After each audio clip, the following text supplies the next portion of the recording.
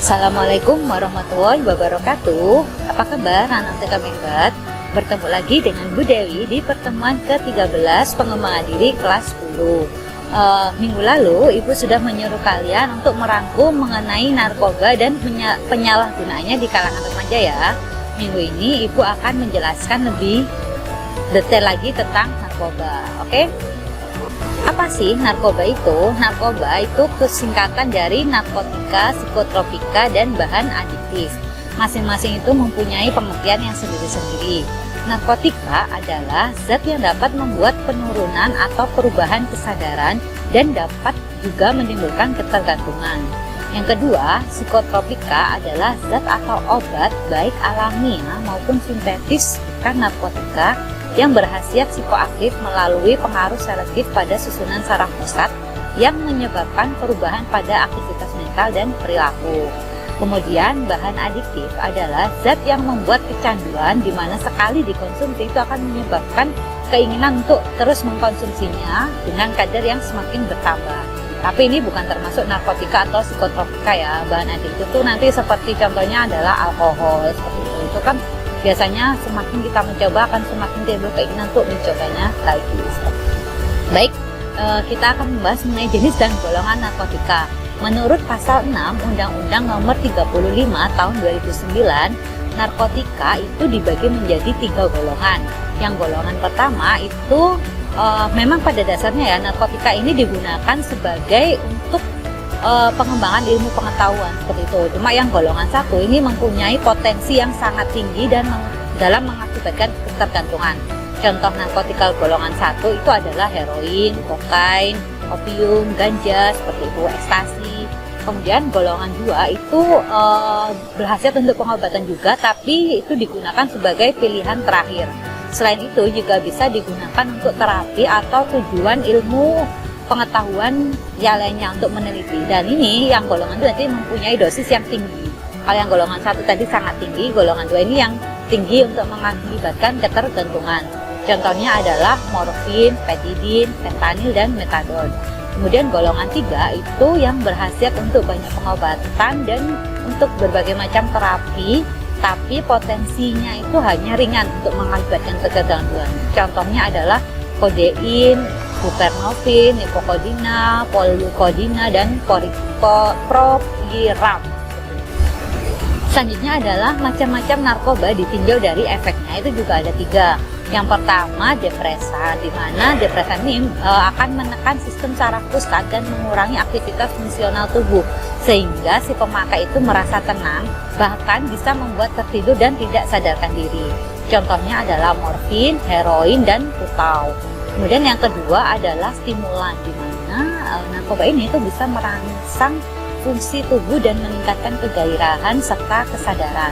Contohnya adalah kafein, kokain, sabu-sabu, dan ekstasi seperti itu. Yang ketiga adalah halusinogen, di mana dia itu bisa mengubah daya persepsi atau mengakibatkan halusinasi. Contohnya adalah marijuana atau yang biasa disebut dengan ganja seperti itu.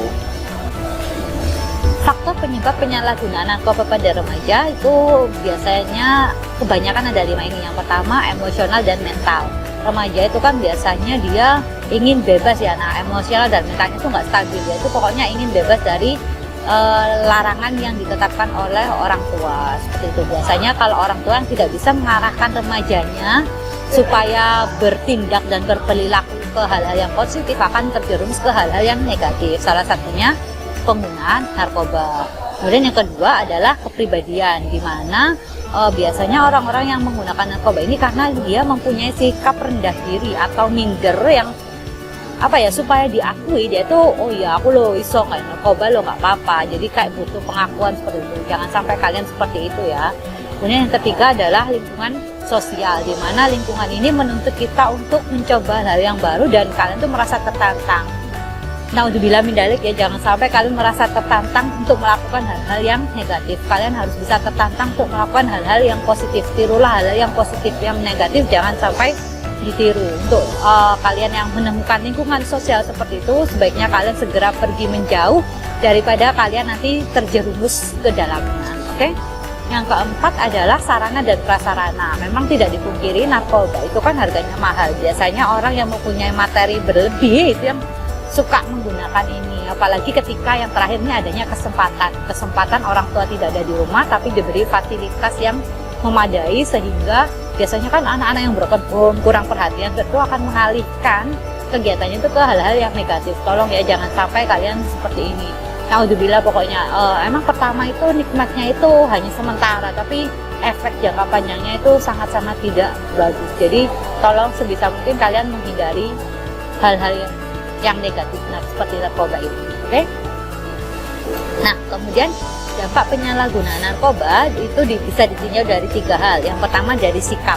Biasanya orang yang sering menggunakan narkoba dia akan menurun tingkat kedisiplinannya. Kemudian dia juga mudah tersinggung dan cepat marah.